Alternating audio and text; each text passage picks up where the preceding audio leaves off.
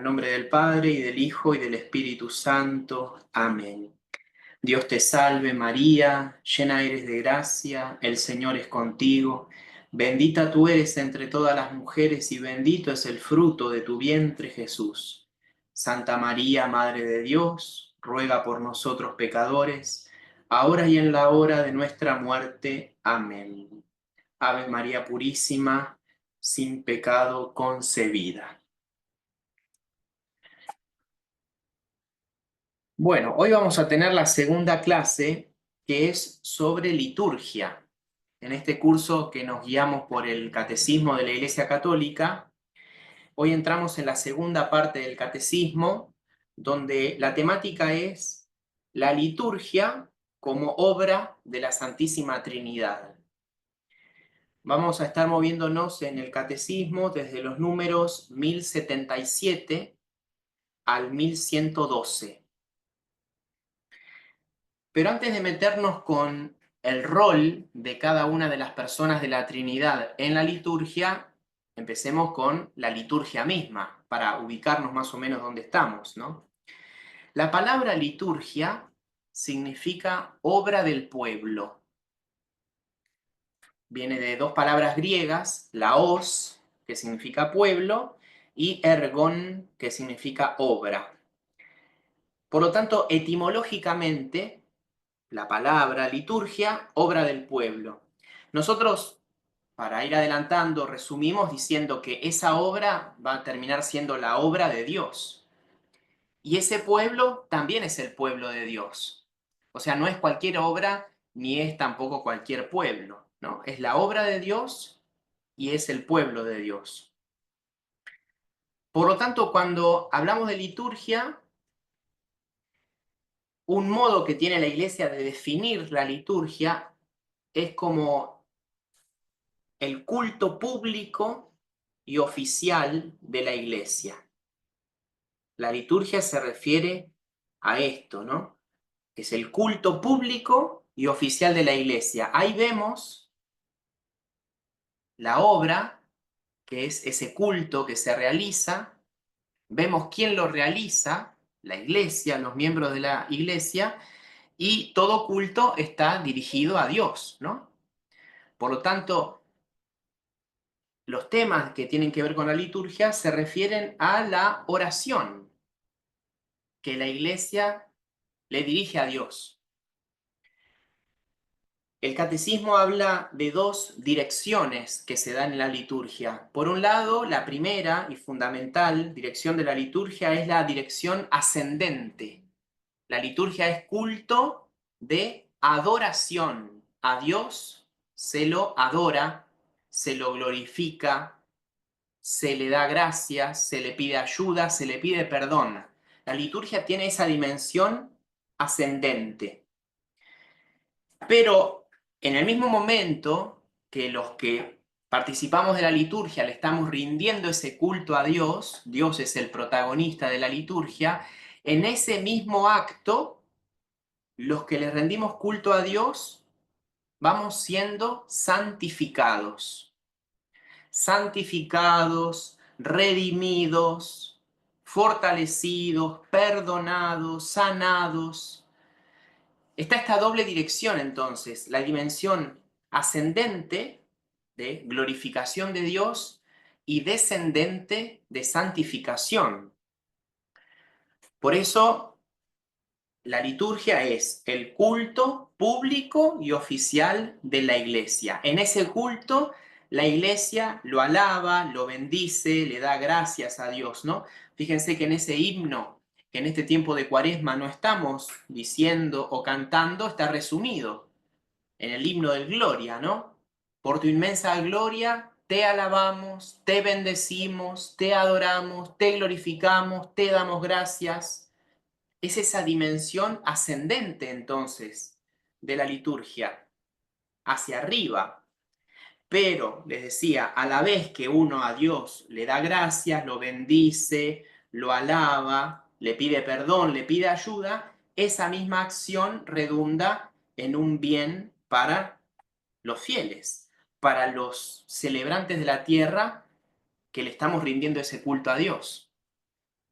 Por lo tanto, partimos ¿sí? de la etimología de la palabra, obra del pueblo, pero enseguida tenemos que ver que esa obra es obra de Dios. En primer lugar, el que actúa en la liturgia es Dios. El que nos convoca a la liturgia es Dios. El protagonista de la liturgia tiene que ser Dios. Por eso esto es fundamental, ¿no? Por eso volver a esa definición de la iglesia, que es la liturgia, el culto público y oficial de la iglesia. ¿Cómo nosotros, que somos iglesia, le rendimos culto a Dios? ¿Cuál es la manera oficial de rendirle culto a Dios? La liturgia. Por eso existen libros litúrgicos. La liturgia es de la iglesia me dice cómo tengo que celebrar ese culto, ¿no? Los libros que están impresos en dos colores, en rojo y en negro. En rojo lo que tengo que hacer, en negro lo que tengo que decir. Por eso es culto público, no es privado, y es oficial. No hago lo que quiero, nadie en una empresa hace lo que quiere, ¿no? En una empresa cumple las reglas de la empresa, se viste como la empresa quiere, me pongo el gorrito, me pongo la chomba, ¿no? Bueno, lo mismo la liturgia. Entonces, en esa doble dimensión de glorificación y de santificación de los fieles, gira entonces la liturgia. El catecismo en estos números del 1077 al 1112, lo primero que marca es quién es el protagonista de la liturgia. Ya dijimos que es Dios. Dios es el que nos mueve a alabarlo, bendecirlo, glorificarlo, pedirle perdón. Entonces, el protagonista es Dios. El catecismo va analizando cuál es el rol de cada una de las personas de la Santísima Trinidad en la liturgia. Porque Dios, sabemos, por revelación, Jesucristo nos dijo que Dios es Padre, Hijo y Espíritu Santo. Entonces, el catecismo dice, bueno, Dios es el protagonista. Voy a la liturgia a rendirle culto a Dios. Bueno, ¿cómo entra Dios en cada una de sus personas? ¿Cómo se relaciona con la liturgia? Acá hay una palabra que el catecismo no usa, pero hay que saberla porque es de la teología trinitaria, que es la palabra atribución. Nosotros le atribuimos a las personas de la Trinidad, a cada una acción. Algo que es propio de Dios, se lo atribuimos a una de las personas. ¿Qué es propio de Dios? Propio de Dios es crear, redimir y santificar. Dios es el creador, Dios es el redentor, Dios es el santificador, en cuanto a Dios. Pero nosotros, desde la teología, desde el catecismo, le atribuimos a una persona distinta a cada acción. Al Padre se le atribuye la creación, al Hijo la redención y al Espíritu Santo la santificación. ¿Ven? Se le atribuye algo que es común a cada persona de la Trinidad porque forman un solo Dios verdadero, pero nosotros se lo atribuimos por el rol que cumplen en la Santísima Trinidad. Como el Padre es origen, por ser Padre, al Padre le atribuimos la creación. Tiene que ver con el origen. Como fue el Hijo el que se encarna y se encarna para morir en la cruz y resucitar para salvar, Él es el que rescata. Por lo tanto, la redención se la atribuimos al Hijo. Y al Espíritu Santo le atribuimos la santificación, ya por el nombre mismo que tiene el Espíritu, ¿no? Por eso esto es importante tenerlo en cuenta, este concepto de la atribución, porque es lo que hace la Iglesia. La Iglesia ahora en el Catecismo nos va mostrando que al Padre se le atribuye el ser fuente y fin de toda bendición. Fuente y fin de toda bendición. Cuando hable del Hijo, del rol del Hijo en la liturgia, va a hablar sobre todo de los sacramentos, porque el Hijo de Dios, en cuanto hombre, instituyó los 7 sacramentos. Y cuando habla del Espíritu Santo, le atribuye la santificación y 4 verbos concretos que se refieren a los fieles y a su accionar en relación también al vínculo entre el Antiguo y el Nuevo Testamento. Así que esto es importante, repito, Dios es el centro de la liturgia, vamos a la liturgia a encontrarnos en primer lugar con Dios, también nos vamos a encontrar con los hermanos, pero en primer lugar nos vamos a encontrar con Dios, y Dios, que es Padre, Hijo y Espíritu Santo, tiene un rol distinto teniendo en cuenta los distintos aspectos de la liturgia. Por eso acá hay que ampliar, ¿no?, el espectro. Cuando uno habla de liturgia, no habla de misa nada más. Habla de los 7 sacramentos. Obviamente que la misa es el principal de los sacramentos, pero se habla de los 7 sacramentos. Se habla de las otras bendiciones. Se habla de la liturgia de las horas también. Entonces, ¿cómo entra el Padre, el Hijo y el Espíritu Santo en la liturgia? En primer lugar, entonces, el Catecismo dice que el Padre es fuente y fin de toda bendición. Se cita la carta de San Pablo a los Efesios, donde San Pablo, capítulo 1, versículo 3, dice: bendito sea Dios que nos ha bendecido en Cristo con toda clase de bendiciones espirituales. San Pablo, en primer lugar, bendice a Dios, pero lo bendice porque Dios lo bendijo con distintas bendiciones espirituales. Así empieza la carta a los Efesios. ¿Cómo es que Pablo puede bendecirlo a Dios? Lo bendice a Dios porque Dios lo bendijo primero. La naturaleza humana está herida, le cuesta ir hacia Dios. Lo vimos la clase pasada. Entonces, ¿cómo el hombre es capaz de bendecirlo a Dios? Porque Dios lo bendijo primero. ¿Cómo el hombre, lo veíamos, en otro tema, el hombre, ¿por qué busca a Dios el ser humano? Porque Dios lo busca primero. Dios le siembra, Dios le sembró ese deseo de buscarlo. Entonces, la criatura tiende al creador. Pero bueno, acá estamos con la bendición. El catecismo entonces recuerda que Dios Padre es la fuente de toda bendición. La primera bendición de Dios fue la creación. De hecho, en el mismo libro del Génesis, uno ve que Dios dijo y las cosas fueron hechas. Y todo lo que Dios hizo a través de su palabra era bueno. Bendición viene del latín benedicere, decir bien, eulogía en griego. Por lo tanto, Dios dice: hágase la luz, y la luz se hace. Y después Dios ve que la luz es buena. Por lo tanto, la creación es la primera bendición de Dios. Por eso, nosotros en la liturgia, por una de las cosas que le damos gracias a Dios, es por la creación, por habernos creado. Pero todo lo demás que Dios fue haciendo en la historia de la salvación también son bendiciones. La bendición a Noé, a Abraham, a Moisés, a los profetas. Dios fue bendiciendo de distintas maneras. De hecho, fíjense que hasta los 10 mandamientos son una bendición. En griego se dice decálogo.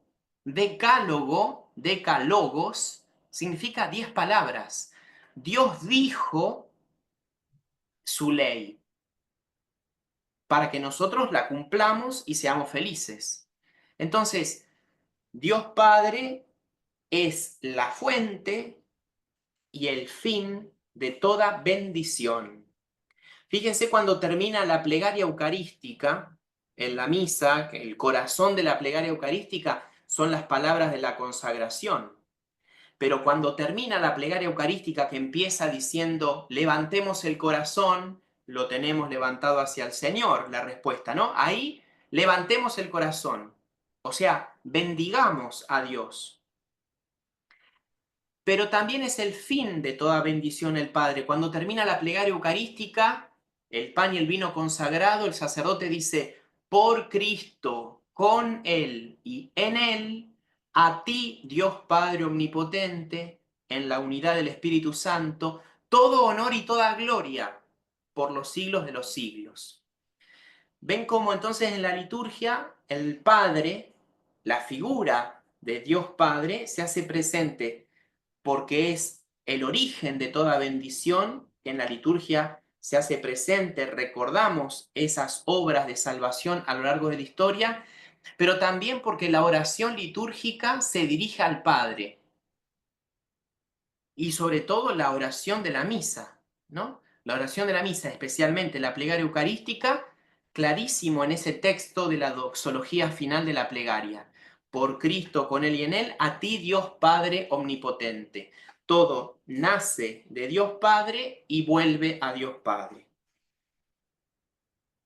La segunda persona de la Santísima Trinidad es el Hijo.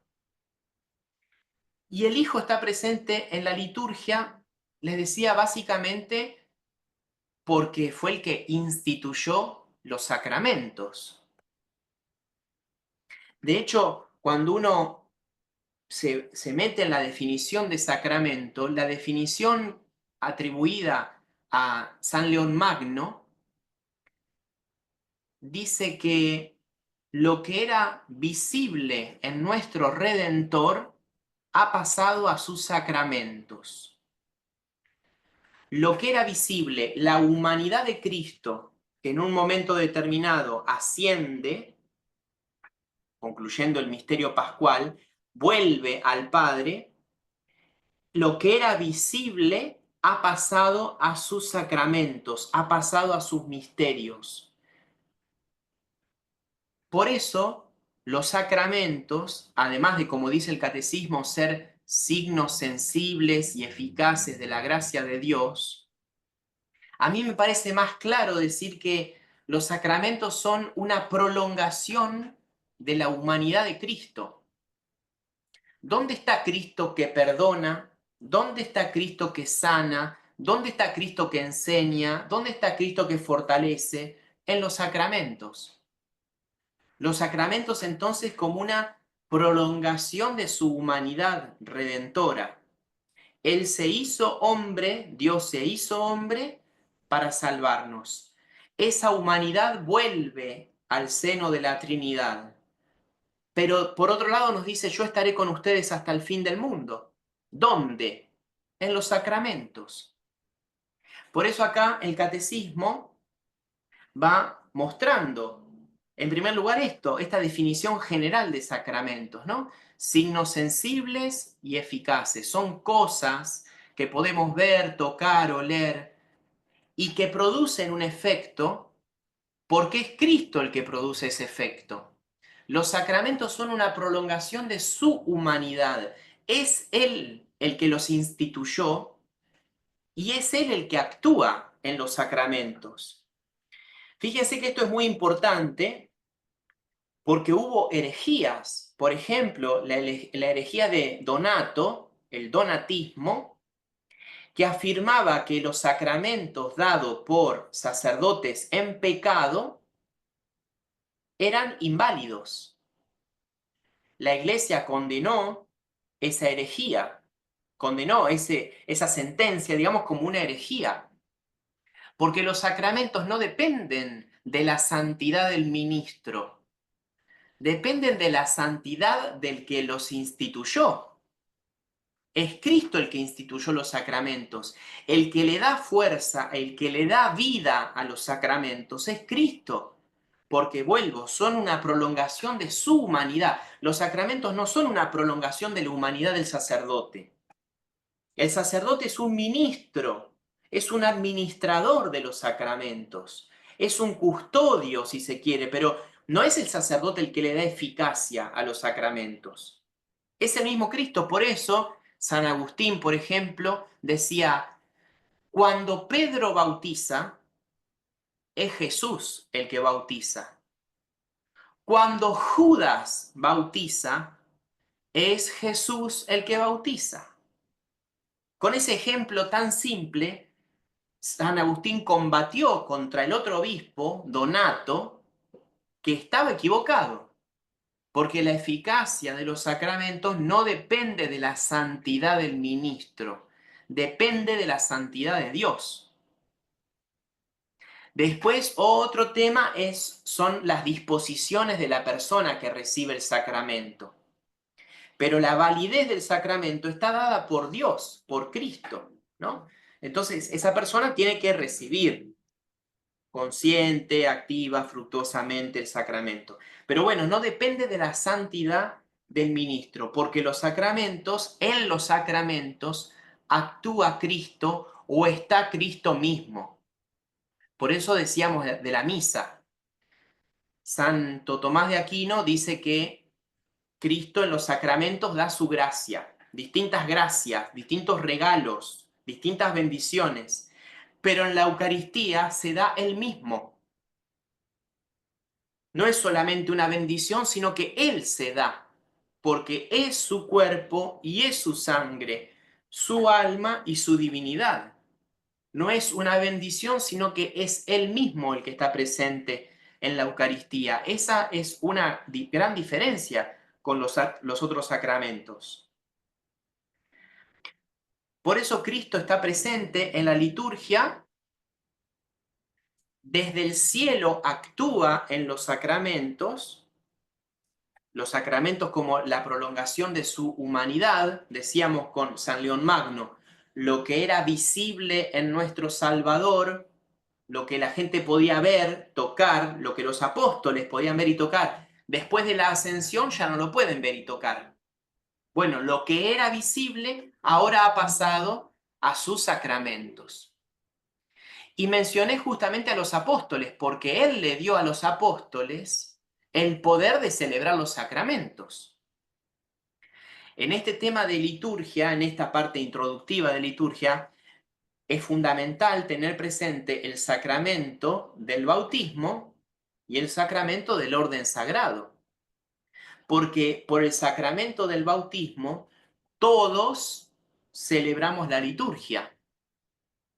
Somos sacerdotes, capaces de hacer cosas sagradas. Eso significa sacerdos. Pero por el sacramento del orden, Cristo le confió a los apóstoles la misión que él a su vez había recibido del Padre. El catecismo entonces recuerda que envía a los apóstoles con la misma misión que él tuvo. ¿Para qué Dios se hizo hombre? Para anunciar el Evangelio y salvar.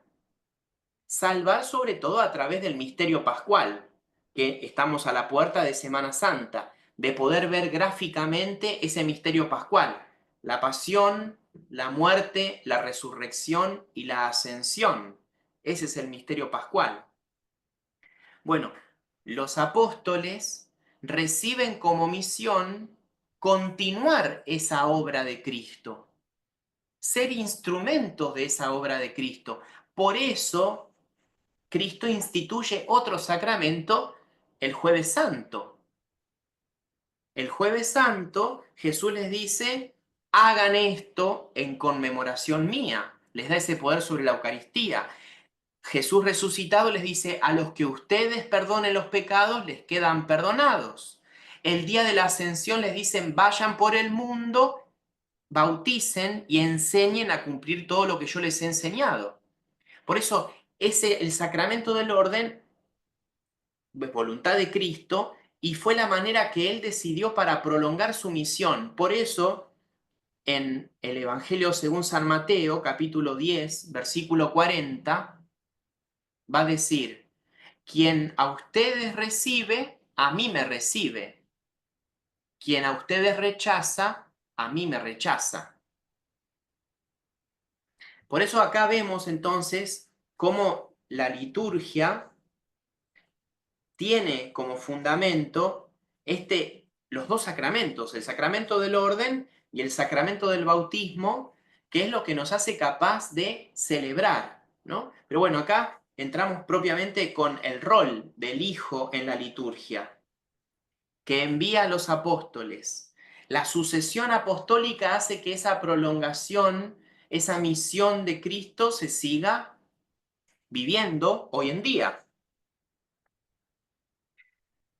Por eso, Cristo está presente en la liturgia, no solamente en la Eucaristía. La Eucaristía es la presencia máxima. También el Catecismo dice que Cristo está presente en el ministro, sobre todo cuando actúa in persona Christi, ¿no? Cuando pronuncia las palabras de la consagración, cuando absuelve, cuando bautiza. Ahí está Cristo presente.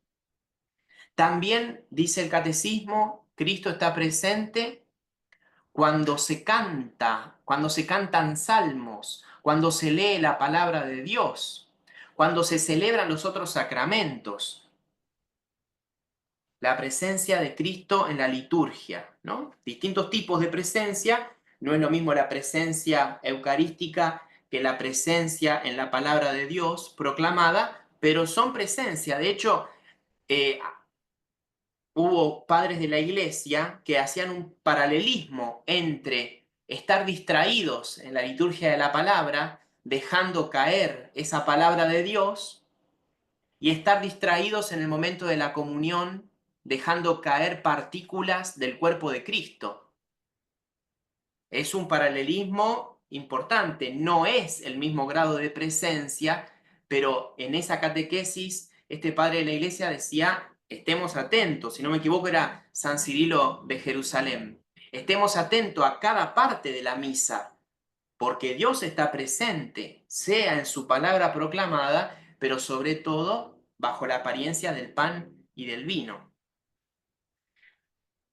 Tener presente esto nos ayuda entonces en la liturgia a darnos cuenta que cuando estamos celebrando la liturgia, ahora estamos apuntando básicamente a la misa, nunca estamos solos. Siempre hay un vínculo entre la liturgia de la tierra y la liturgia del cielo, porque Cristo está sentado a la derecha del Padre también. Porque decíamos al principio, en la liturgia miramos hacia arriba, gloria a Dios en el cielo y en la tierra paz, ¿no? Pero gloria a Dios. Al principio de la plegaria eucarística, levantemos el corazón. Y la máxima expresión que se ve con claridad este vínculo es cuando al comienzo de la plegaria eucarística le decimos a Dios, junto con los ángeles y santos te cantamos. Santo, santo, santo. En esa plegaria, que vuelvo, es la plegaria principal de la misa, que contiene las palabras de la consagración, al comienzo cantamos junto con los ángeles y santos. Por eso se da ese vínculo entre la tierra y el cielo. Bueno, los sacramentos son una bendición, son para nosotros, pero al celebrar los sacramentos también nos permite vincularnos con las realidades celestiales. Por eso es importante. Y la última persona de la Santísima Trinidad, la tercera, el Espíritu Santo. El Espíritu Santo, el Catecismo lo define como pedagogo de la fe, el que nos conduce en la fe. Y usa 4 verbos para ir describiendo cuál es el rol del Espíritu Santo en la liturgia. El Espíritu Santo prepara, recuerda y manifiesta, hace presente y actualiza y une. El Espíritu Santo prepara. Acá el Catecismo va mostrando cómo el Antiguo Testamento preparó el Nuevo Testamento. Y especialmente cómo las distintas prefiguraciones que hubo en el Antiguo Testamento que preparaban el Nuevo. En esta semana, creo que fue ayer, en la misa de ayer, se leía el libro de los Números como primera lectura. Y en el libro de los Números, en un momento Dios, como castigo, manda unas serpientes para que muerdan al pueblo. El pueblo se estaba quejando porque estaban en el desierto y querían volver a Egipto. Ya estaban recontra fastidiosos, ¿no? Bueno, Dios manda serpientes. Muerde a muchas personas y Dios, a pedido de Moisés, le dice a Moisés que haga una serpiente de bronce en un palo y que todas las personas que miraran a la serpiente de bronce iban a quedar curadas de la mordedura de las serpientes abrasadoras.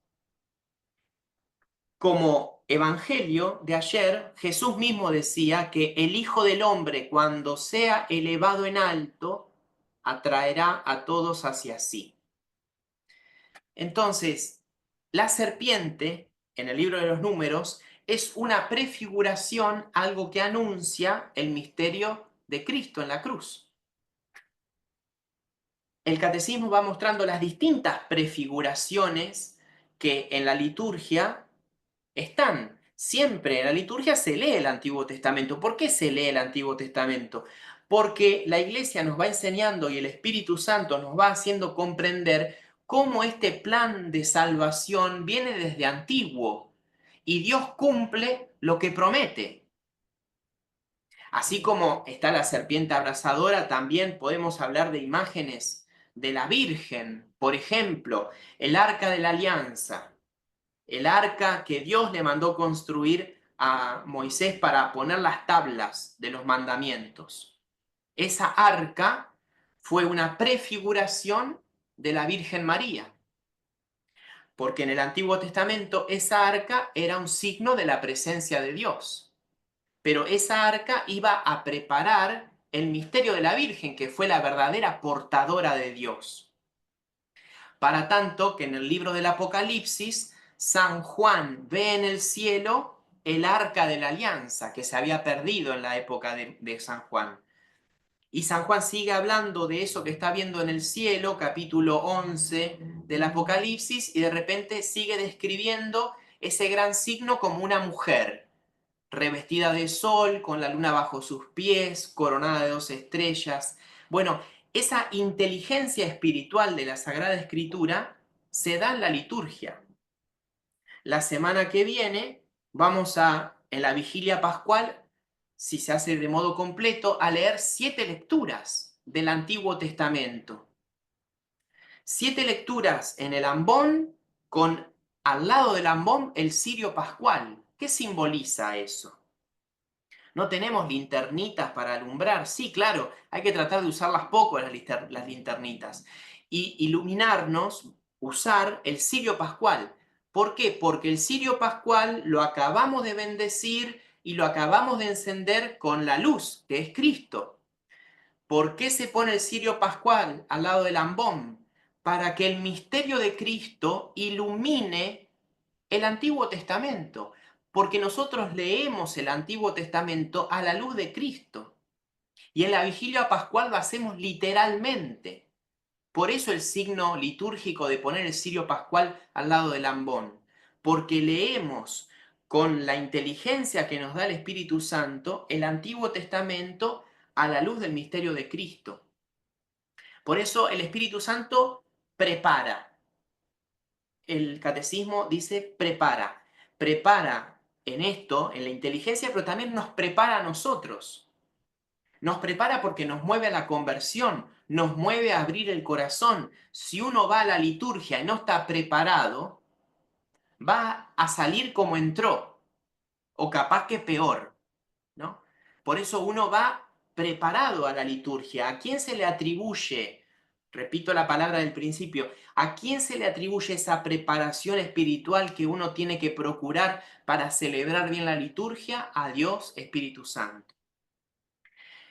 El segundo verbo que usa el catecismo es que el Espíritu Santo recuerda y manifiesta, que está vinculado con esto de la preparación, pero en toda liturgia se hace memoria de las maravillas de Dios. Vuelvo a la plegaria eucarística. En verdad es justo y necesario, es nuestro deber y salvación darte gracias siempre y en todo lugar. Porque, y ahí empieza el motivo de esa acción de gracias. Se hace memoria, por ejemplo, en la misa de Navidad, que Dios se hizo hombre y se le da gracias por eso. Se le da gracias el domingo de Ramos, que entró a Jerusalén como rey porque es verdaderamente el rey, para terminar muriendo y resucitando en la cruz. El Espíritu Santo entonces ese es el que nos hace hacer memoria.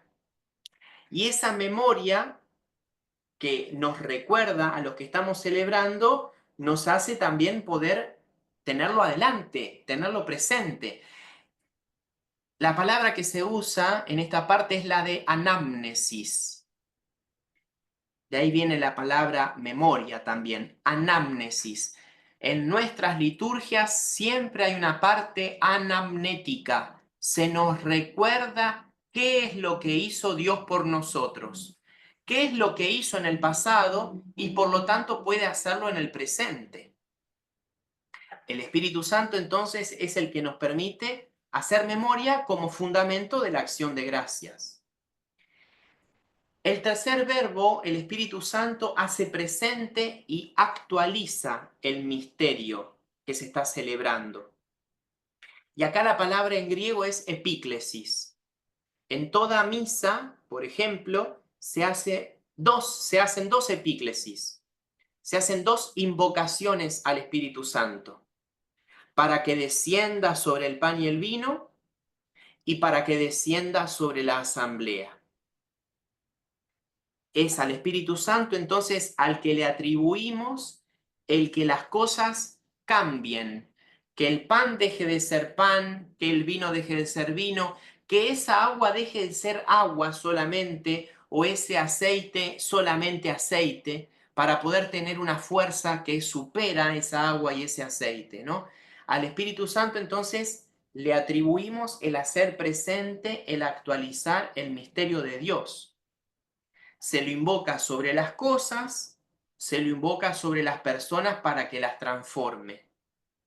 De hecho, ese último verbo, el Espíritu Santo une, tiene que ver con esto también. Cuando en la misa se le pide a Dios que descienda sobre el pan y el vino, después de la consagración se le va a pedir que descienda sobre los que van a comulgar, los que van a recibir este pan y este vino, para que también sean uno, porque no nos sirve de nada ir a tomar la comunión y después no saludar al que tenía al lado en la iglesia. ¿De qué me sirve recibir la comunión si al que tengo al lado no le doy ni la hora? Entonces, le tengo que pedir al Espíritu Santo no solamente que transforme el pan y el vino, sino que me transforme, que transforme mi comunidad, que transforme mi familia. Bueno, eso es lo que se va dando, por eso hay que pedirlo. Entonces, el rol del Espíritu Santo en la liturgia, el catecismo lo desarrolla en bastantes números y tiene que ver con esta preparación, porque también recuerda el catecismo los distintos elementos de la liturgia judía que están presentes en la liturgia cristiana.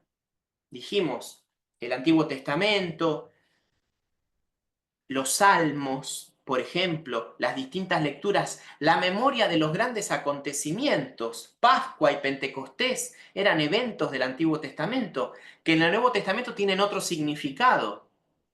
Hace un rato, más temprano, se lo decía a los nenes en el colegio, ¿no? Los judíos también celebran Pascua, pero ellos celebran el paso de la esclavitud a la liberación, de Egipto a la tierra prometida. Ese paso celebran. Los cristianos celebramos el paso de Jesús, de que estuvo muerto y ahora vive. Y ese paso también nos lo promete a nosotros. Eso es Pascua para nosotros. Por eso un huevito que simboliza la vida. Imagínense cuando dije huevito de chocolate, ¿no? Surgió todo el comentario.